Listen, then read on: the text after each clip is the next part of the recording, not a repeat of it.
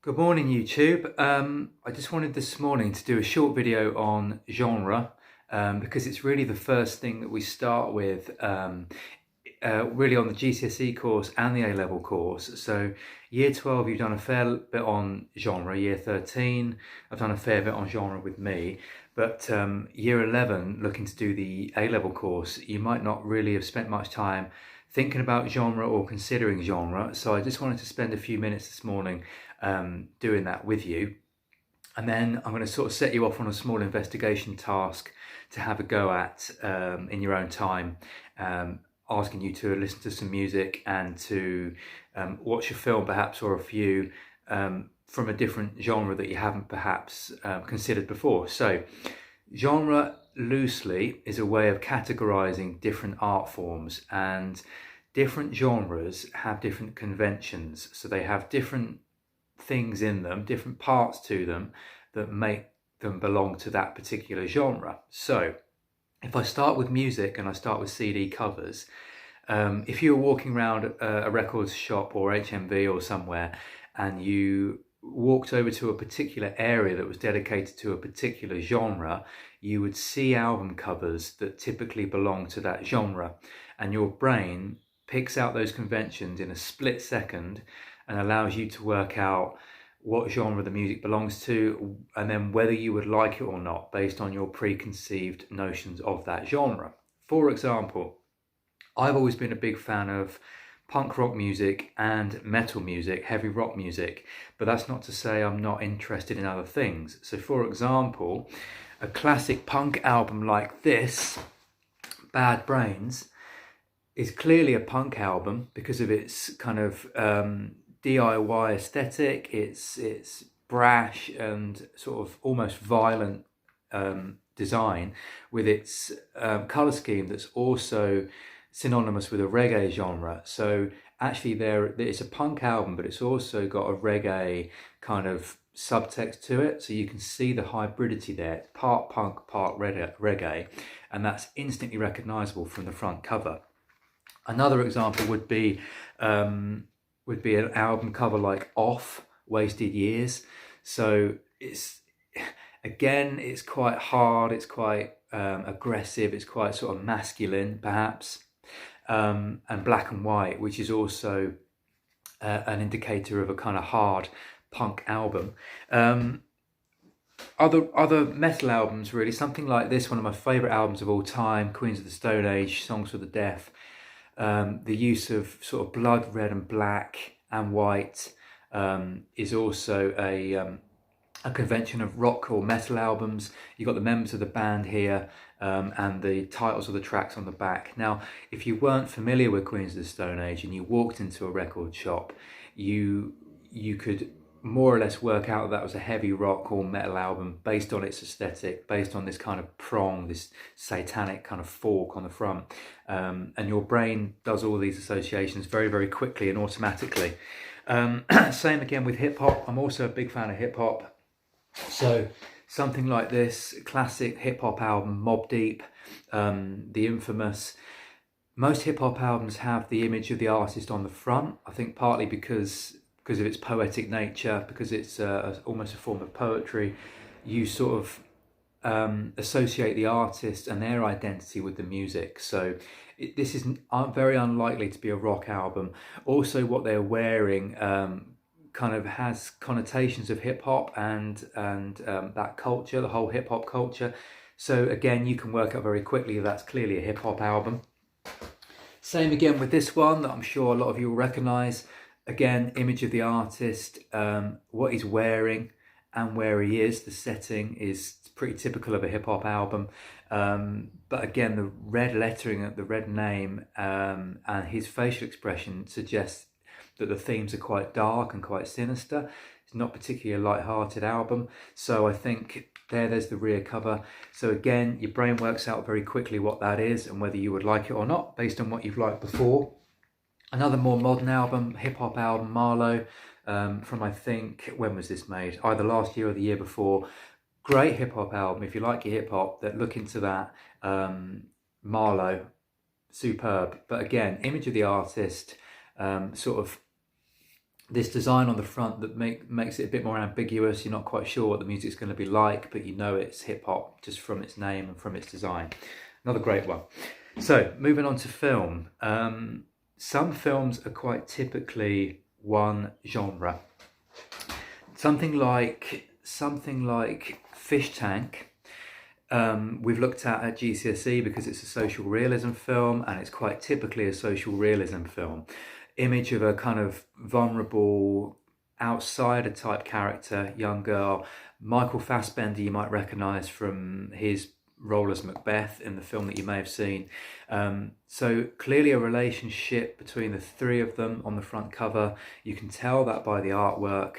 The rear cover and the synopsis also gives it away. The main character is going to be this young lady here, but you can tell from its design that it's going to be a film about emotion and a character-based film. Clearly not an action film, clearly not a sci-fi. That's kind of obvious from how it's all designed, but covers are interestingly designed to let you know what type of film it is. If we take something like Platoon, for example, okay, immediately you know it's going to be a war film. This is actually based on the Vietnam War, but again you've got this kind of Christ-like image. Willem Dafoe's character here with his arms up in the air, sort of suggesting that it's going to be a film about characters and a film about their plight, and perhaps there's going to be death and kind of saviour in there as well, perhaps. So yeah, instantly recognisable. More recently, a film with Joaquin Phoenix, You Were Never Really Here, is a thriller, and the artwork here suggests that it's quite ambiguous. You're not sure whose arm that is, whether it's even a character's arm, what it refers to. But the wound here is actually a character. That's actually a person.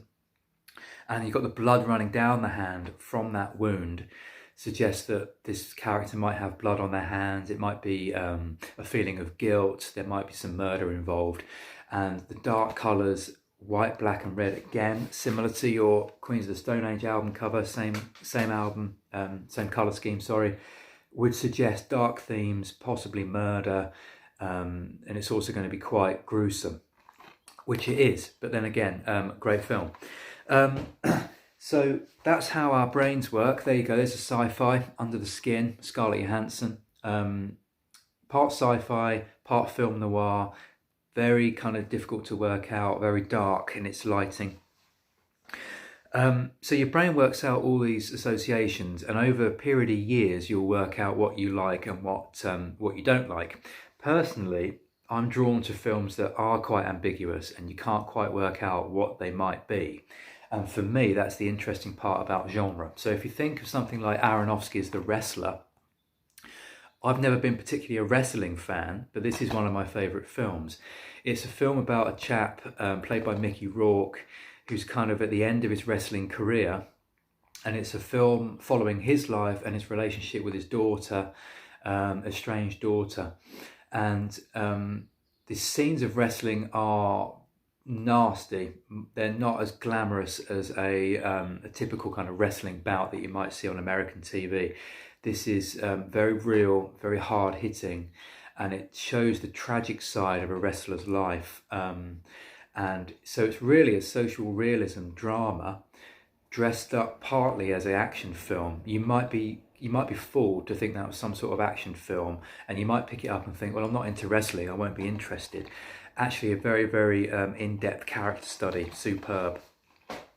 So sometimes album and DVD covers can play tricks on your mind.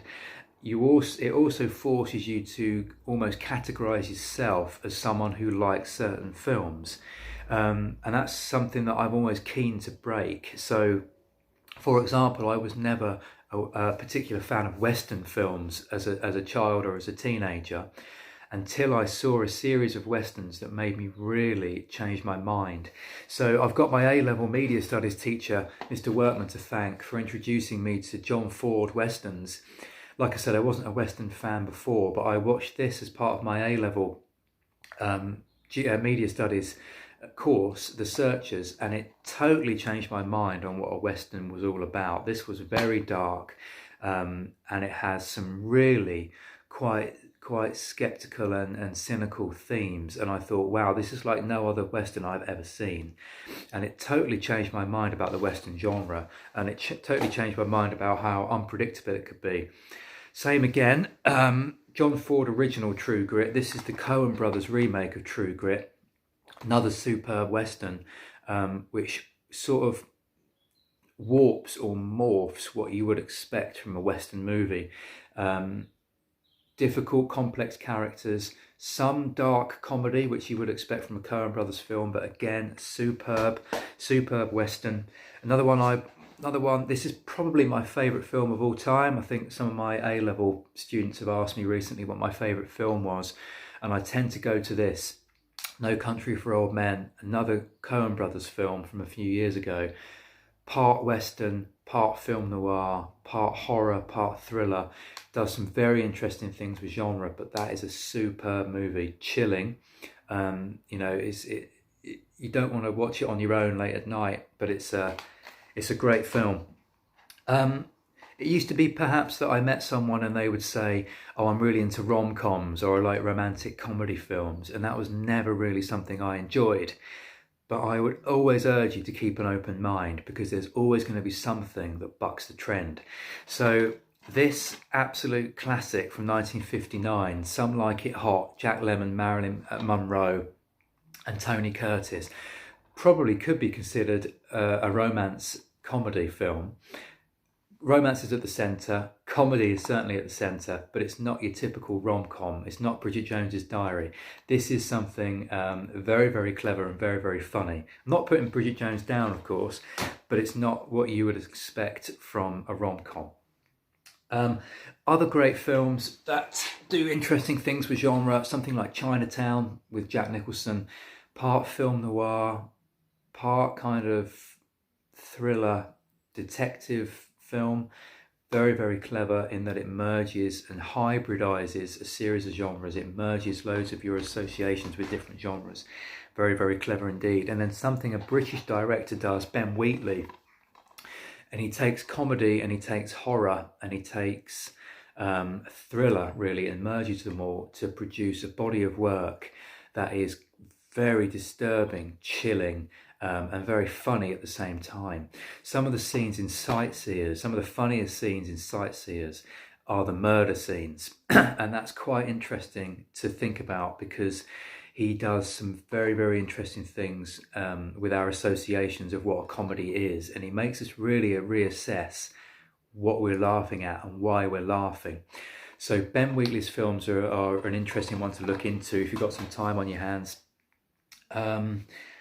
There was one more, Something Like This, and I can honestly say I've never seen anything like this since or after Eraserhead, David Lynch. I don't think you could classify that really as any particular genre. It does some very interesting things with horror, film noir, thriller.